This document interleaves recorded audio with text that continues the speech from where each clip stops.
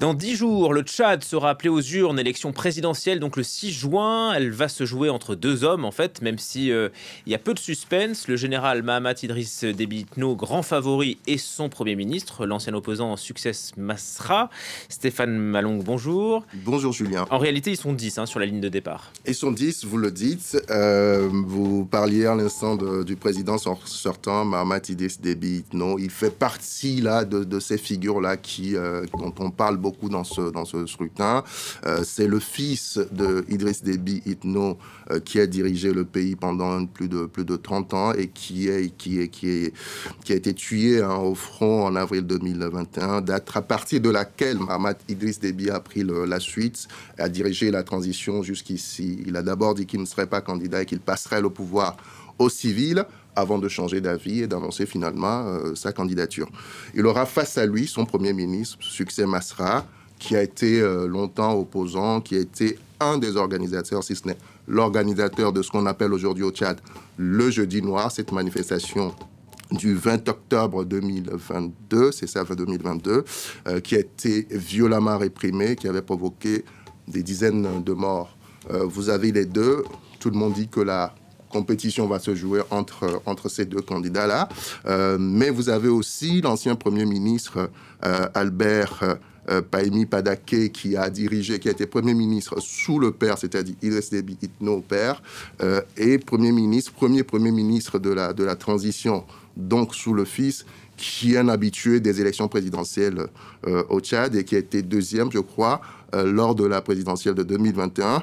Et puis, vous avez des figures qui sont moins connues, du moins sur le plan international, comme celle de la seule femme qui concourt finalement à cette élection, qui s'appelle Lydie Meya. Alors, pardonnez-moi, je vais retrouver son nom. Lydie Beya Semda. C'est pas simple à dire, mais j'y arrive. Lydie Beya Semda, qui est la candidate du Parti démocratique du Tchad, qui aussi a déjà été candidate en 2021 et qui avait fait un bon score, qui était arrivée 3e. Donc, figure certainement connue sur le plan national, mais moins sur le plan international. Voilà un peu les grandes figures qui se dégagent. À côté de ça, on a, voilà, 3 et 6 autres candidats qui... Et je crois qu'on les a vus sur absolument. Une DLS. Pourquoi est-ce qu'on dit que cette élection est déjà jouée ? Parce que, pour plusieurs raisons. D'abord parce que, si vous voulez, le président sortant, Mahamat Idriss Déby Itno, est porté par une coalition qui s'appelle Tchad Uni, coalition qui regroupe tout de même plus de 220 partis politiques, dont le parti de son défunt père président, MPS, qui est une machine électorale qui est rompue à l'exercice électoral depuis plus de 30 ans. Donc, c'est un peu la locomotive de cette coalition-là. Et puis, vous avez des partis et des opposants qui le soutiennent dans cette candidature.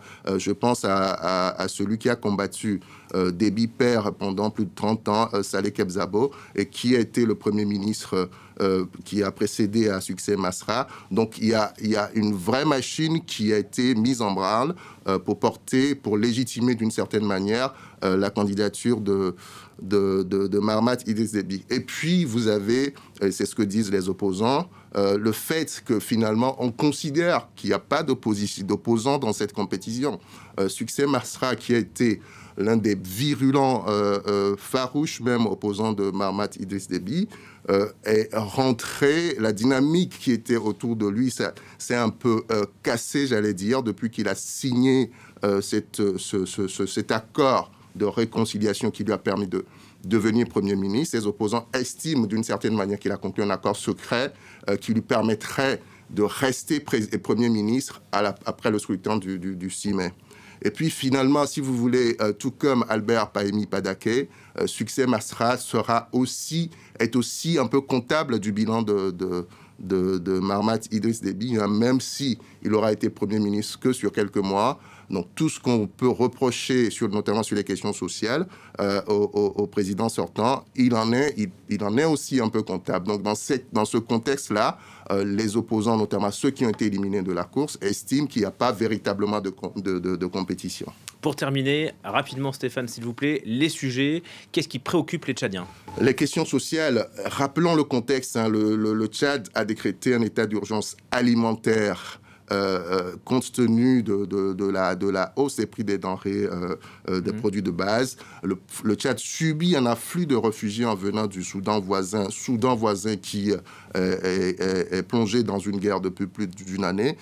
Et puis à la question sécuritaire, on en reparlera certainement dans d'autres chroniques, qui préoccupe. Donc tous les candidats, presque tous, tournent autour de cette thématique-là. L'accès aux services sociaux de base, eau, électricité. La situation s'est aggravée récemment avec la suppression des subventions accordées aux produits pétroliers. Donc la vie est très chère à N'Djamena et il fait très chaud en cette période de campagne. Sans électricité, sans eau, ça devient compliqué. Donc les candidats l'ont compris, leurs promesses tournent autour de ces besoins-là. Si je puis dire, vitaux. Merci beaucoup pour ces points de repère, Stéphane. En tout cas,